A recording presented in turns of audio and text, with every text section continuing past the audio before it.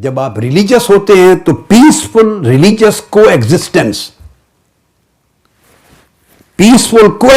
بڑی مشکل ہوتی ہے کہ بعض اوقات لوگ اپنے وجود کو، اپنے ریلیونس کو، اپنی اہمیت کو، اپنی قد و قامت کو دوسروں کے خلاف نفرت پیدا کر کے برقرار رکھتے ہیں، اپنی حفاظت کرتے ہیں دوسرے کے خلاف رنج اور ملال اور غصے کا ماحول پیدا کر کے، اس سے ریلیونس بڑھتا ہے، یہ ایک ہتھیار ہوتا ہے، ٹول ہوتا ہے۔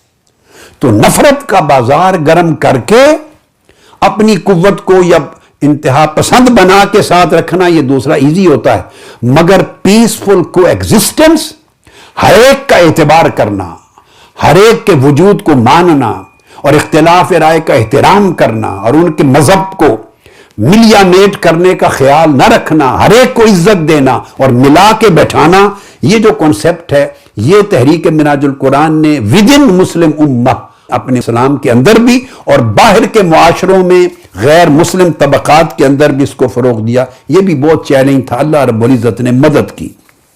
ہماری امت دین کی تعبیر کے اعتبار سے اجزاء میں بٹ گئی تھی۔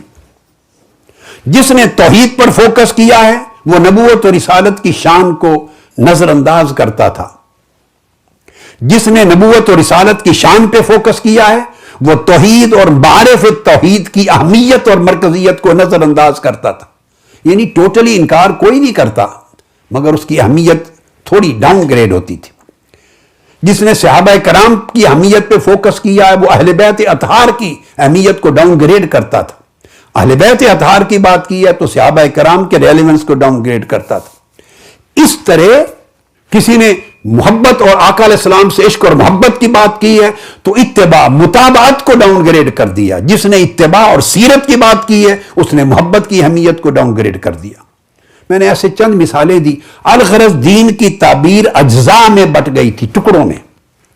تحریک منہاج القرآن نے ان تمام اجزاء کو پھر سے ایک کلیت کی طرف لانے اور اس کو آگے پروموٹ کرنے کی کوشش کی تاکہ سارے اجزاء دین کے جڑ کر ایک کل کے طور پہ نظر آئیں اور پھر کل ایسا کہ اعتماد ہو اس میں۔